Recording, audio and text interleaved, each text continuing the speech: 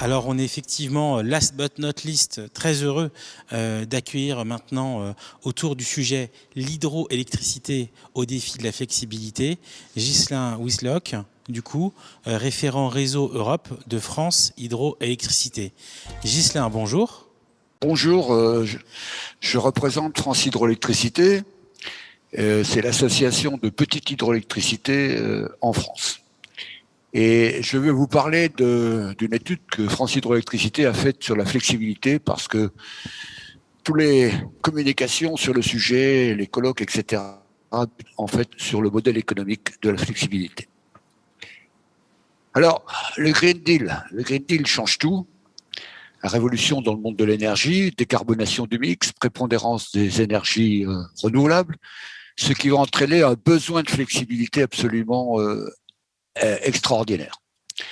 La flexibilité, il faut bien la comprendre, pas uniquement sous la forme stockage dont on parle souvent.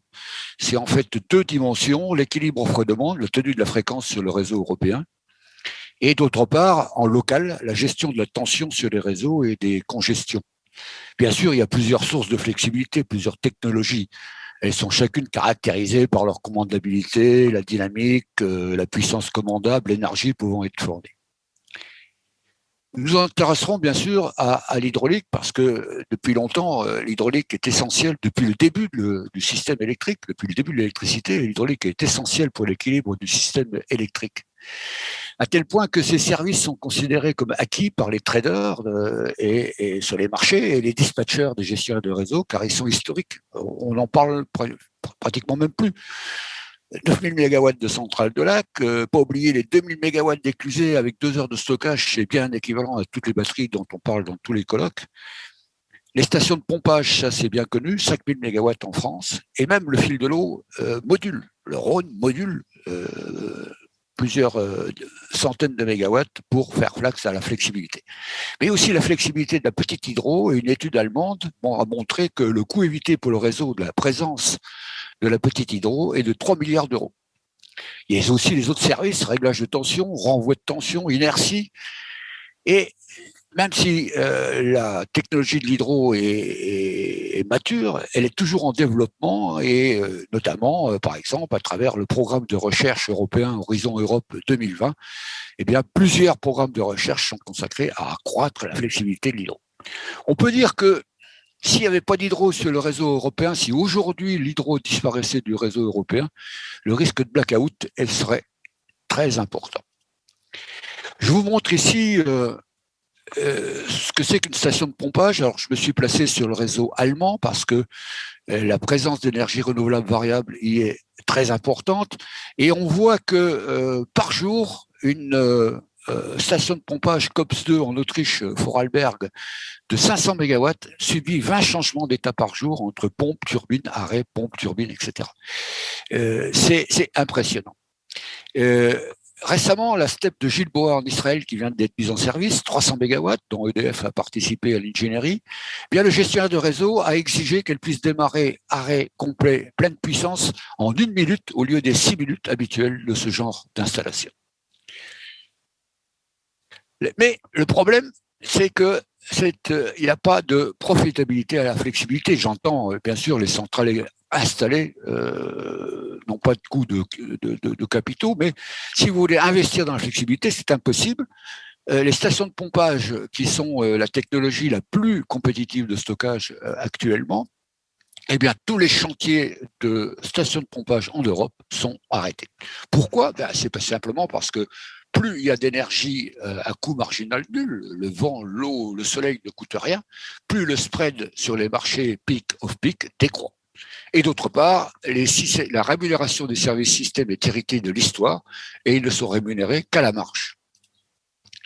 C'est pour ça qu'on a demandé à Compass Lexecon, à Fabien Roch, économiste bien connu de l'énergie sur la place de Paris et à l'international, de mener une étude pour France Hydro.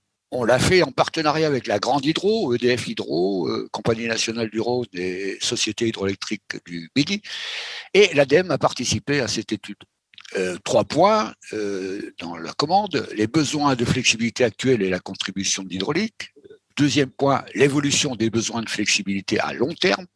Et enfin, les évolutions envisageables du modèle de marché, quels sont les bons signaux pour investir et pour maintenir les capacités flexibles actuelles. Alors, l'état des lieux. Eh bien, l'état des lieux, c'est l'équilibre offre-demande et il a été décomposé selon ces trois composantes. D'une part, la variation de la demande résiduelle, c'est, je vous le rappelle, la différence, la consommation, les variations de consommation moins les variations des énergies renouvelables variables. Et là, on constate que sur les échéances inférieures à la journée, les pas de temps courts, l'hydro couvre 50% des besoins. Sur les échéances journalières, il en couvre 20%. Et sur les échéances saisonnières, eh bien, c'est plutôt le nucléaire et les interconnexions qui prennent le pas sur l'hydro. En ce qui concerne la couverture des erreurs de prévision, c'est-à-dire entre le J-1 et le temps réel, eh bien, il y a deux mécanismes qui interviennent. D'une part, la gestion des portefeuilles par les grandes compagnies qui jouent sur notamment la flexibilité de l'hydraulique pour compenser leurs erreurs de prévision, mais tout cela est confidentiel. Et puis, le mécanisme d'ajustement de RTE, où l'hydro participe à 50%. Et enfin, les aléas dynamiques rapides, c'est les réserves de RTE pour le maintien de la fréquence. Et là, on constate que l'hydro peut couvrir 50 à 100% du besoin. Alors, flexibilité état des lieux actuel, c'est aussi la flexibilité sur les réseaux. Eh bien, évidemment, je vous le rappelle, mais c'est le réglage de tension, modulation du réactif, notamment de l'hydraulique, les congestions, l'hydraulique qui est écartée des programmes de marché pour pouvoir moduler la puissance, la reconstitution du réseau en cas de renvoi de tension qui se fait à partir des centrales hydrauliques. La grande question qui se pose sur cette question, c'est quelle doit être la limite entre le domaine réglementé, on impose des normes aux sources de production pour la flexibilité, ou est-ce qu'il doit y avoir la limite avec la rémunération de ces services. Alors, le modèle, on a Compass Lexecon, Fabien Roch a bâti pour nous un modèle offre-demande à l'horizon 2050. Pourquoi 2050? C'est parce que c'est à cet horizon qu'en France, on a véritablement la rupture avec le système conventionnel et une large prédominance des énergies renouvelables variables. Nous avons simulé deux scénarios contrastés. Nous nous intéressons pas, nous ne faisons pas concurrence à RTE avec son bilan prévisionnel. Ce que l'on recherche ici, c'est l'économie du système. Donc, on a mis deux scénarios contrastés pour révéler les problématiques du marché, du modèle de rémunération de la flexibilité. L'un, il reste 23% de nucléaire en France, l'autre que 6%, d'où les parts d'énergie renouvelable varient entre 66 et 82% dans le meilleur des cas. Et bien évidemment, il y a aussi ce qui différencie les scénarios, le coût des batteries, le coût du power to gas to power, l'hydrogène en quelque sorte, la capacité qu'on a eu à développer des interconnexions, et Dieu sait, c'est difficile de tirer les 400 000 volts aujourd'hui, et également la capacité à rendre la demande flexible, ce qui n'est pas un acquis. Et notamment, je voudrais souligner que nous avons écarté les flexibilités gratuites, c'est-à-dire qu'on n'a pas pris tous les véhicules électriques comme pouvant participer à la flexibilité sur le réseau électrique.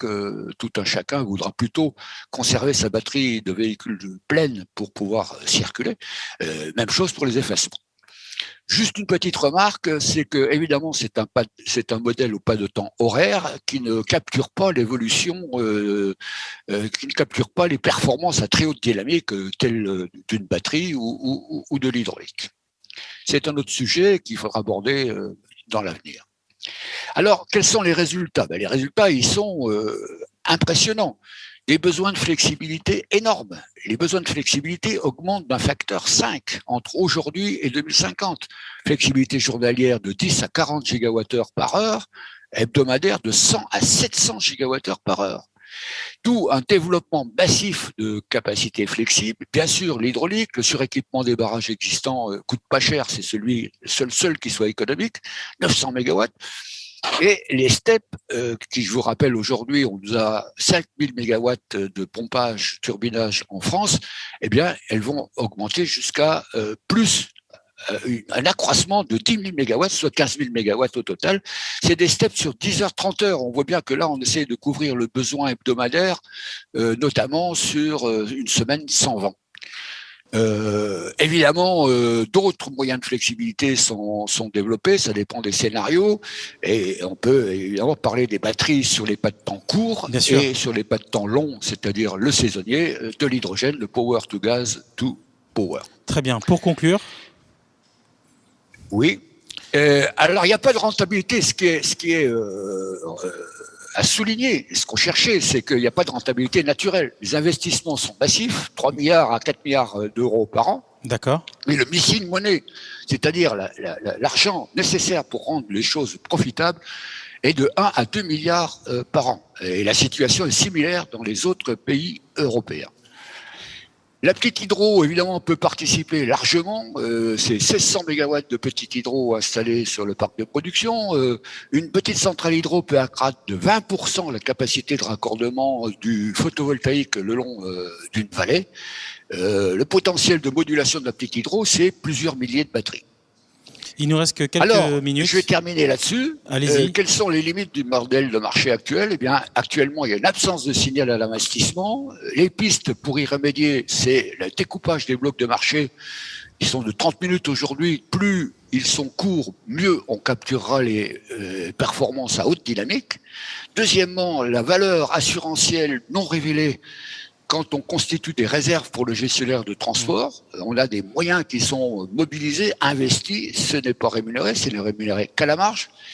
Et le troisième point important, c'est que le mécanisme de capacité actuel ne reflète pas la flexibilité, c'est-à-dire qu'on a bien les mégawatts, mais pas les mégawatts just in time.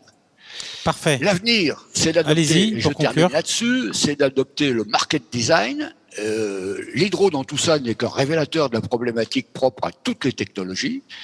Et si aujourd'hui le système du marché, le système électrique européen et le marché électrique européen reposent principalement sur l'énergie, le fameux Energy Only Market, il vient d'être complété par le mécanisme de capacité qui est en cours en France et en cours de généralisation en Europe. Il va falloir trouver un mécanisme pour rémunérer, donner un signal correct à l'investissement dans la flexibilité. Et je vous remercie de votre attention. Merci beaucoup, Ghislain, vraiment pour cette intervention. L'occasion d'avoir le point de vue nécessaire sur les enjeux hydroélectriques. On sait qu'ils sont clairement des pistes de développement pour la France pour arriver à travailler sur l'empreinte carbone et sur le développement des énergies décarbonées. Merci beaucoup et à très bientôt.